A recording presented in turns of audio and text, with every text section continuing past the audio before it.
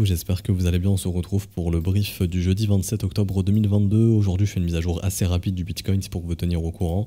Tout ce que je vais dire pour Bitcoin est applicable à Ethereum. Et du coup, le S&P, on avait déjà fait un point hier et ça n'a pas tellement bougé, c'est en train de consolider un petit peu. Donc voilà, je fais un point rapide Bitcoin. Donc on est enfin venu au-dessus de la résistance des 20 500, c'est hyper positif. Cela veut dire que tout simplement, on est en train de casser celle-ci. Maintenant, rappelez-vous, hyper important, et on n'a toujours pas de directionnel. Hier, j'en ai vu dans les commentaires qui étaient contents qu'on soit monté jusqu'à 21 000 $. Oui, c'est une bonne chose, mais faut pas se précipiter maintenant. On est dans une zone où il y a énormément de liquidité qui a été touchée. C'est-à-dire qu'en gros, pour faire simple, tous les vendeurs qui se sont positionnés dans ce range, ils ont foutu leur stop où? Ils les ont foutus ici. Et bizarrement, pour l'instant, le prix, il consolide ici. C'est ce qui veut dire qu'il y a de grandes chances qu'on ait des gros poissons ici qui sont en train de se servir de cette liquidité vendeuse pour exécuter leur propre short, ok?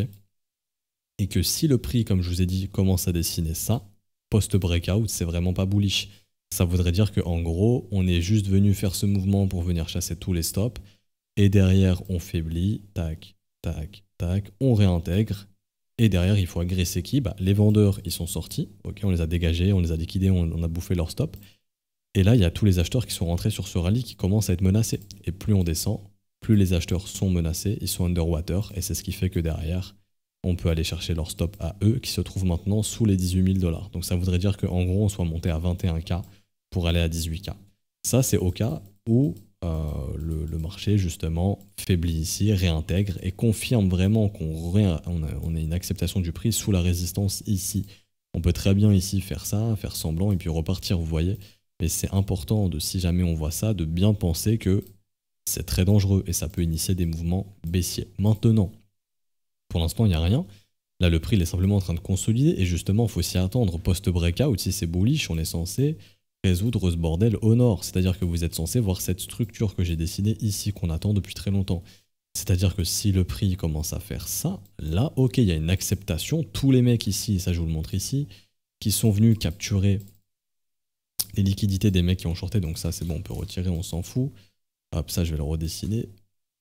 Mais en gros, pour faire simple, on voit ici qu'il y a des grosses barres de liquidation. C'est-à-dire que là, il y a des shorts qui se sont fermés de force. C'est une liquidation. Votre short, il se ferme de lui-même au marché. Ok, ça fait un buy market. Un buy market, c'est un achat.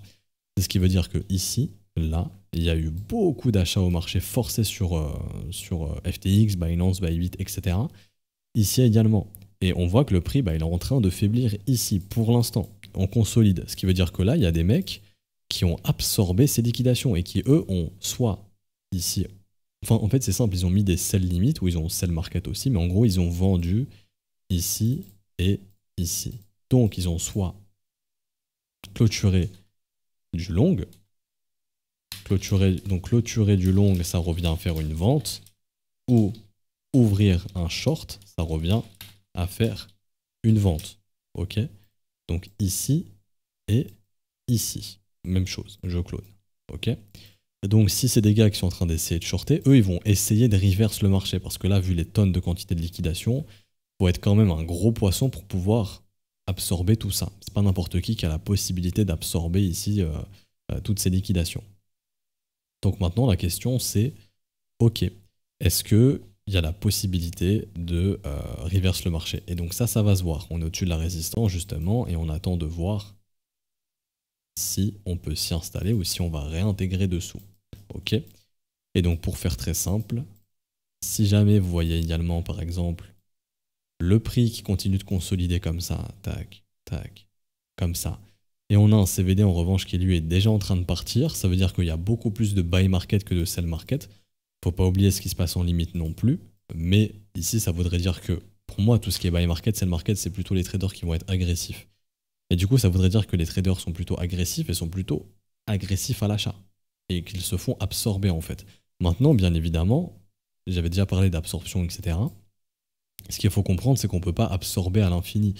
C'est-à-dire qu'en gros, vous ne pouvez pas venir ici et vendre tout le supply, et au bout d'un moment, voilà, vous n'avez plus de supply à exécuter. Et si c'est le cas, c'est ce que je vous avais montré ici, par exemple, je crois que c'était sur Ethereum, on en avait parlé il y a quelques jours de ça déjà. Je ne sais plus où est-ce que c'était. Je vais essayer de retrouver, bon, si je ne retrouve pas, c'est pas grave, mais ça aurait été un exemple cool. j'arrive plus à trouver. C'est dommage. Je pense que c'était en 15 minutes, là il est repassé en 1 heure, il a bugué un petit peu. Mais si je trouve pas, bon c'est pas grave.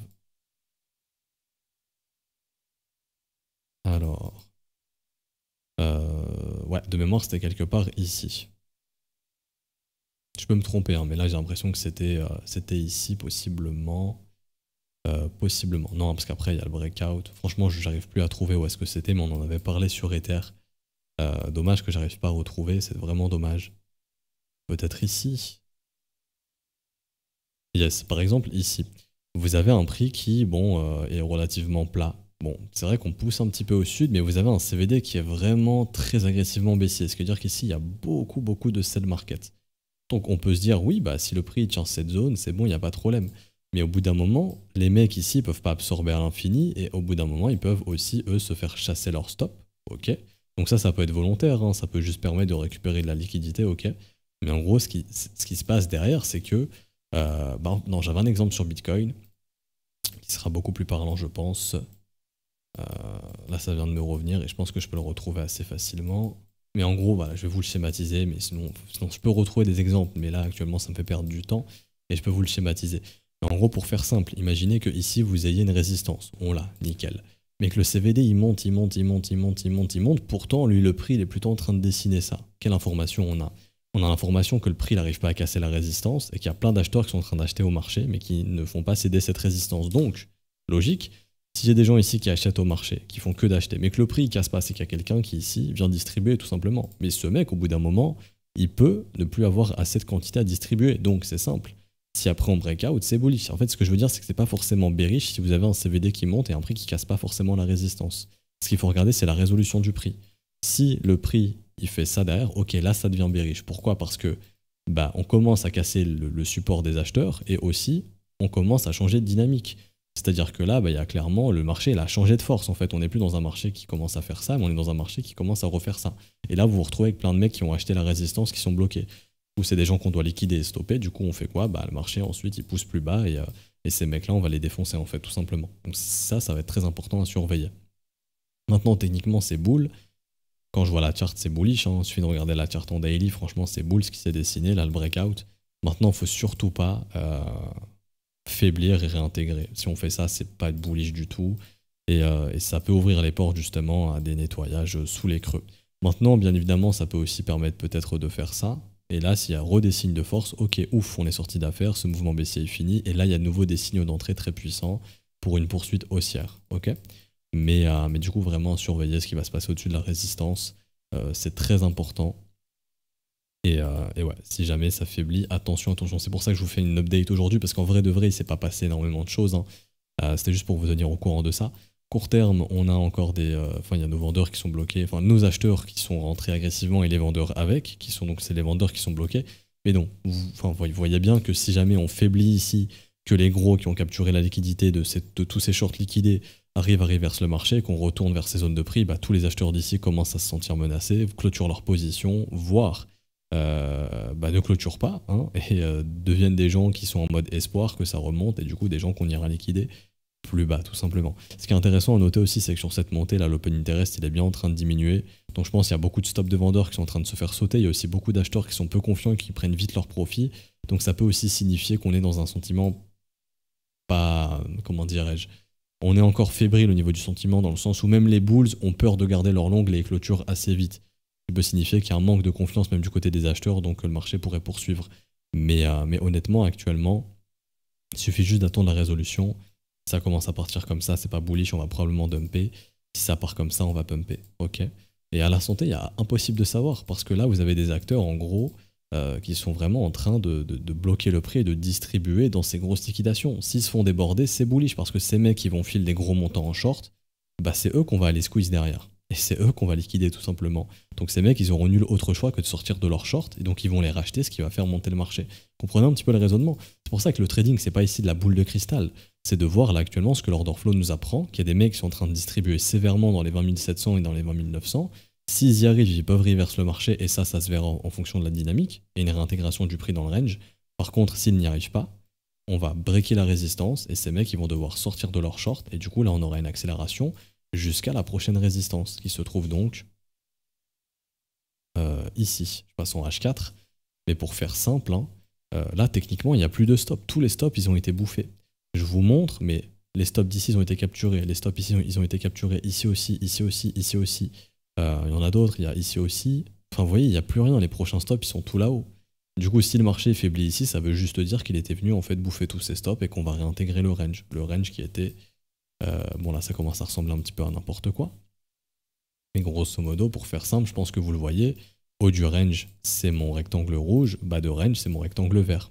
Et les réintégrations ne seraient pas bullish. Ça pourrait justement réindiquer qu'on essaye de retourner dans ce range.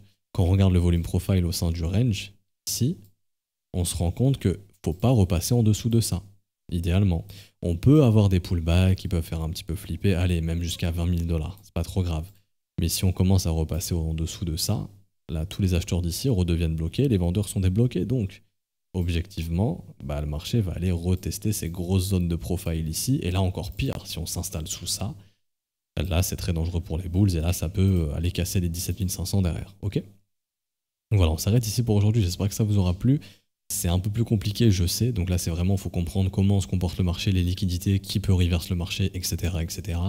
Ce qu'il faut simplement retenir, c'est on attend de voir si on est capable de repasser au-dessus des 21 000 et de continuer, si c'est le cas ça reste bullish. Si vous commencez à avoir du M qui se forme, donc une structure qui ressemble à ça, une réintégration, et qu'on repasse sous ce niveau, c'est bearish tout simplement, et ça ouvre les portes à faire un bain de sang derrière. Voilà, donc c'était pour résumer. J'espère que ça vous aura plu vraiment, si c'est le cas, n'hésitez pas à laisser un petit pouce bleu, vous abonner si ce n'est pas déjà fait, ça récompense le travail qui est fourni. Et également à nous rejoindre sur Discord, vraiment le lien il est en description, c'est totalement gratuit, vous pouvez échanger avec la communauté et vous aurez aussi accès à du contenu qui est totalement gratuit. Également, vous inscrire à la newsletter, la vidéo sort dans quelques jours, donc si c'est pas le cas, vous pouvez le faire, hein, le lien il est aussi en description, si jamais il est ici. Donc le trône contact, système Yo, newsletter le trône, vous cliquez, je mets mon mail, je m'inscris, c'est gratuit, vous êtes inscrit et vous recevrez tout simplement la vidéo lorsqu'elle sera prête, donc dans les prochains jours, ça arrivera. Du coup, n'hésitez pas aussi à mettre en commentaire les assets que vous voulez que j'analyse pour la newsletter, hein, donc n'hésitez pas. Si vous souhaitez rejoindre l'école et apprendre à vous former, vous pouvez le faire via les modalités crypto, donc c'est tout ce qui est paiement BNB, Ethereum, USDT, USDC ou BUSD.